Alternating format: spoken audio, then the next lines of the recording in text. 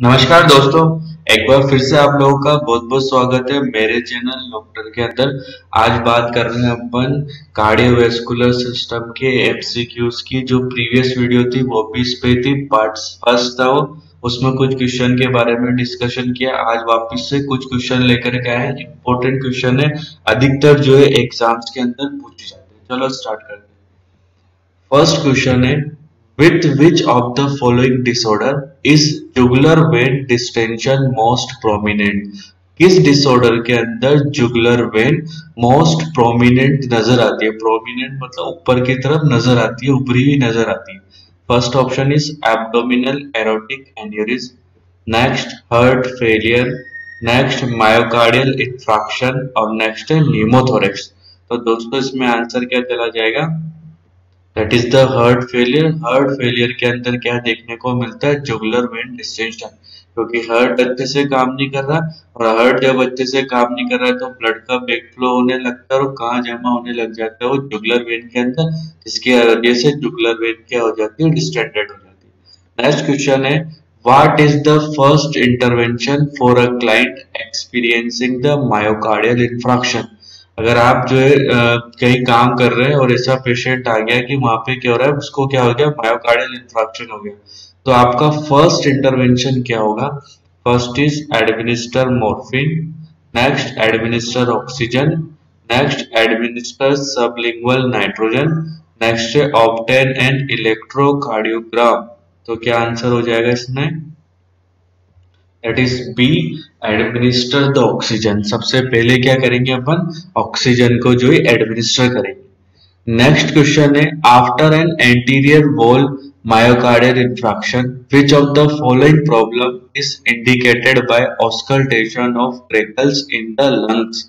अगर किसी पर्सन को एंटीरियर वॉल का में क्या हो जाता है? इंफ्राक्शन हो जाता है और उसको अगर अपन ऑस्कल्टेट करते हैं तो लंग्स में क्या नजर आ रहा है? लंग साउंड में क्रैकल्स नजर आ रहे हैं, क्रैकल साउंड आ रहा है। तो ये किस प्रॉब्लम को बता रहा है? फर्स्ट ऑप्शन है left sided heart failure, next है pulmonic valve malfunction, right sided heart failure, next है ट्राइकस्पिड वॉल मालफॉर्मेशन। तो दोस्तों इसमें आंसर चला जाएगा ए। किस चीज को डिनोट कर रहा है? लेफ्ट साइडेड हार्ट फेलियर को। Next question is, which of the following complication is indicated by third heart sound? जो है थर्ड हार्ट साउंड जो है कौन सी कॉम्प्लिकेशन के बारे में इंडिकेट कर रहा है? फर्स्ट है वेंट्रिकुलर डायलेशन, नेक्स्ट है systemic hypertension, aortic valve malfunction, next है इंक्रीज्ड एट्रियल कॉन्ट्रैक्शन। तो दोस्तों इसमें आंसर चला जाएगा ए, क्या? Ventricular dilation. अगर थर्ड हार्ट साउंड सुनाई दे रहा है तो किस वजह से सुनाई दे रहा होगा? कि जो वेंट्रिकल्स है उसके अंदर क्या देखने को मिल रहा है? Dilation. Next question is, what supplement medication is most frequently ordered in conjunction with frusemide? और जो है कोई पेशेंट है जिसको फ्रूसेमाइड चल रही है तो उसके साथ कौन सी सप्लीमेंट्री मेडिकेशन हमें देना चाहिए? फर्स्ट है chloride, digoxin, potassium and the sodium. Then answer will be C, that is potassium. क्योंकि बहुत सारा पोटेशियम का लॉस हो जाएगा तो अपन को सप्लीमेंट्री पोटेशियम देना पड़ेगा। Next question is, what is the primary reason for administering morphine to a client with myocardial infarction? Patient है जिसको मायोकार्डियल इंफ्राक्शन हो रहा है तो उसको मॉर्फिन देने का प्राइमरी रीजन क्या है? क्यों मॉर्फिन दे रहे हैं? First option, to sedate the client, client को सिडेशन देने के लिए, to decrease the client's pain, client का पेन कम करने के लिए, to decrease the client's anxiety, client की एंजाइटी को कम करने के लिए, to decrease oxygen demand on the client's heart, client's के हार्ट में ऑक्सीजन डिमांड को कम करने के लिए। तो आंसर विल बी डी। हम क्या करना चाह रहे हैं? ऑक्सीजन डिमांड को कम करना चाह रहे हैं। इस इंटरवेंशन को पहले वाले से जोड़े अपन तो क्या प्राइमरी इंटरवेंशन था? ऑक्सीजन दे रहे थे, तो ऑक्सीजन दे रहे थे, अब यहाँ पे ऑक्सीजन डिमांड को कम कर रहे हैं। Next option, which of the following landmarks is the correct one for obtaining the apical pulse? Apical pulse लेने के लिए कौन सा लैंडमार्क सबसे बढ़िया जो है आएगा? फर्स्ट है left intercostal space mid axillary line, Next, fifth intercostal space, mid clavicular line. Next is left second intercostal space, mid clavicular line. Next is left seventh intercostal space, mid clavicular line. The answer is B, left intercostal space with और किस जगह पे mid clavicular line पे लेंगे. Next question, when do coronary arteries primarily receive blood flow. Coronary arteries primarily जो है blood जो है कहां से रिसीव करती है? ड्यूरिंग इंस्पायरेशन के दौरान, ड्यूरिंग डायस्टोल के दौरान, during expiration and the during systole. तो कोरोनरी आर्टरीज को ब्लड कब मिलता है? दैट इज बी, ड्यूरिंग द डायस्टोल. तो डायस्टोल के दौरान कोरोनरी आर्टरीज क्या प्राप्त करती है? ब्लड रिसीव करती है. Client has 15% blood loss. Which of the following nursing assessment finding indicate hypovolemic shock? एक पर्सन है जिसका 15% ब्लड लॉस हो चुका है, तो कौन सी नर्सिंग असेसमेंट जो है बताएगी कि उसको हाइपोवोलेमिक शॉक हो चुका? First is systolic blood pressure less than 90 mm of Hg, pupils unequally dilated, respiratory rate of 4 breaths per minute, pulse rate less than 60 beats per minute. The answer is A, systolic blood pressure less than 90 mm of Hg. Next है, Kate who has undergone mitral valve replacement suddenly experienced continuous bleeding from surgical incision during the post-operative period. Which of the following pharmaceutical agent should the nurse ASA prepare to administer to Kate? Patient है Kate जिसका mitral valve जो है replacement किया गया है और वो suddenly उसको क्या होने लग जाती है? ब्लीडिंग होने लग जाती है जो सर्जिकल इंसिजन है वहां पे, और कब? पोस्ट ऑपरेटिव पीरियड के दौरान. तो जो नर्स एजा को जो है कौन सा फार्मास्यूटिकल एजेंट जो है देना चाहिए पेशेंट Kate को? Option is prothrombin sulphate, quinidine sulphate, vitamin C and the clonidine. तो answer will be A, protamine sulphate, क्योंकि प्रोटामाइन सल्फेट इसका काम करता है कोएगुलेशन का काम करता है. Next question, this type of blood cells increases when humans are infected with parasite worms. जब ह्यूमन जो है वर्म्स, पैरासाइट वर्म से इन्फेक्टेड हो जाए तो किस तरीके की WBC बढ़ेगी? Option neutrophils, eosinophils, basophils and the monocytes. Answer is B, eosinophils. Next, Osler nodes are manifestation of. Osler nodes जो है किसमें मेनली देखने को मिलते हैं? Endocarditis, myocarditis, pericarditis and the rheumatic fever. Answer is A, endocarditis. Next, normal QRS width is.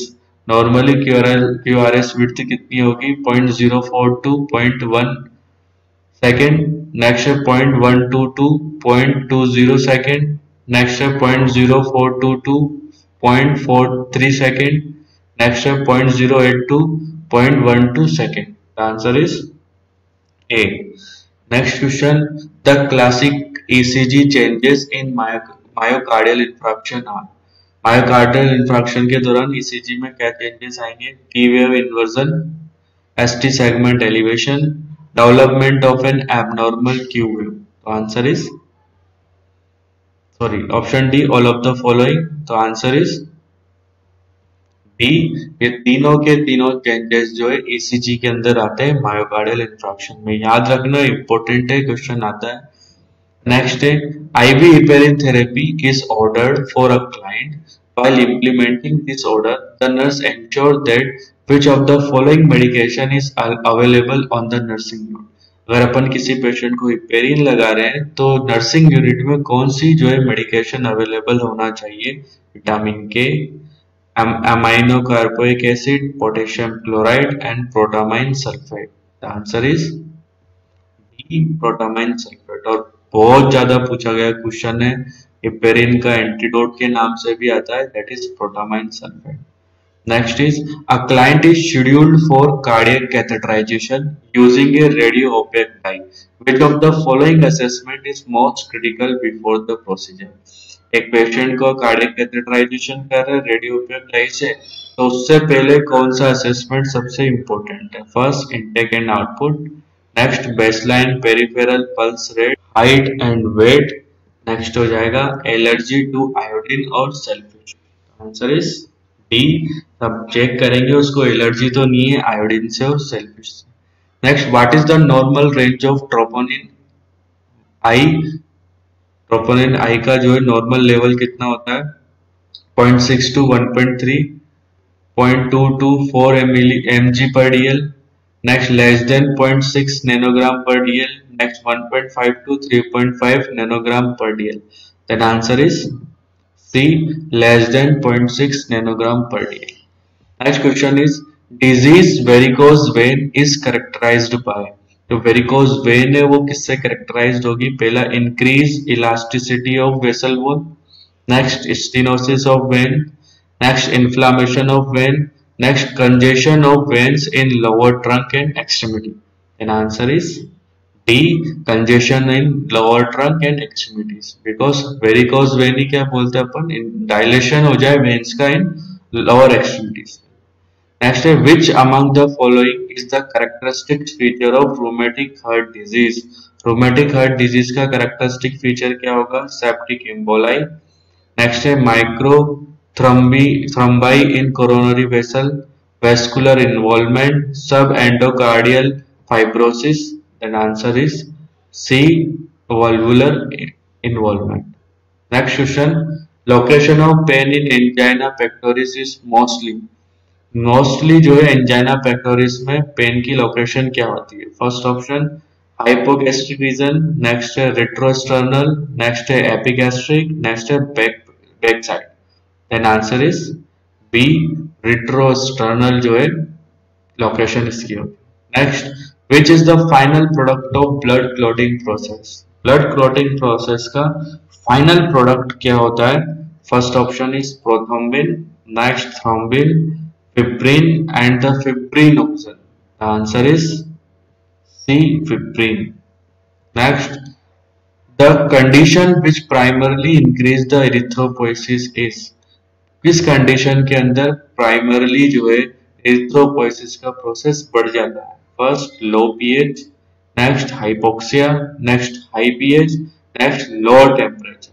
The answer is B, hypoxia. Hypoxia की condition में blood के अंदर आरबीसीज ज्यादा बनने लग जाती है। Next, which is the most important stimulant of respiratory centre? Respiratory centre का जो है इंपॉर्टेंट स्टिमुलेंट कौन होता है? पहला, decrease partial O2, next decrease increase partial O2, next decrease partial CO2, next increase partial CO2। The answer is D, increase partial CO2। तो carbon dioxide क्या करती है? हमारे रेस्पिरेटरी सेंटर को स्टिमुलेट करती है। Next, which of the following nursing assessment is late symptom of polycythemia vera? Polycythemia vera में जो सबसे लास्ट में जो सिम्टम नजर आता है या नर्सिंग असेसमेंट है वो कौन सा है? First, headache, dizziness, pruritus and the shortness of breath. Next answer would be pruritus.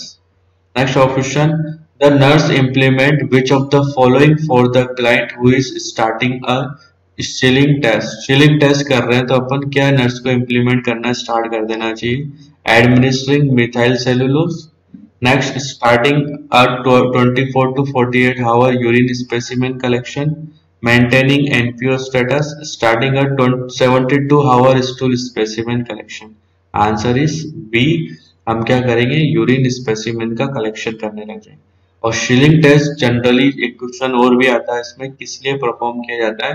अपन पता लगाते हैं इससे absorption of vitamin B12, vitamin B12 के एब्जॉर्प्शन का पता लगाने के लिए। नेक्स्ट है, the nurse preparing to teach a client with microcytic hyperchromic anemia about the diet to follow after the discharge. Which of the following food should be included in the diet?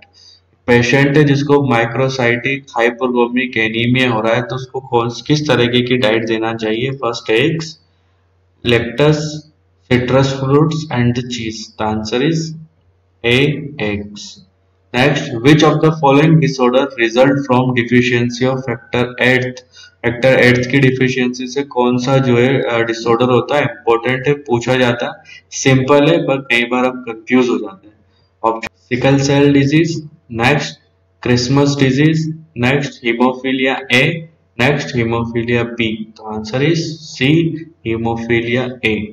Next question, which of the following cells is the precursor of RBC? RBC की precursor कौन सी cells को माना जाता है?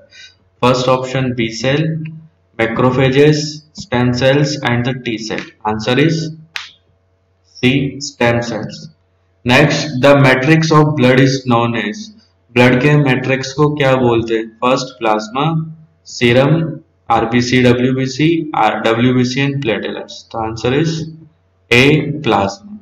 Next question, the ratio of WBC and RBC is. WBC और RBC का ratio कितना होता है? First 1:60, 1:600, 1:6000, 1:60,000. The answer is B, 1:600. Next, the normal value of hemoglobin per 100 ml of blood in women. Women's के अंदर 100 ml में कितने hemoglobin होता है? 14 ग्राम, 18 gram, 20 gram and 10 gram. The answer is 14 gram. Thank you दोस्तों, वीडियो पसंद आए तो प्लीज लाइक करें और चैनल को सब्सक्राइब करें। ठीक है, थैंक यू।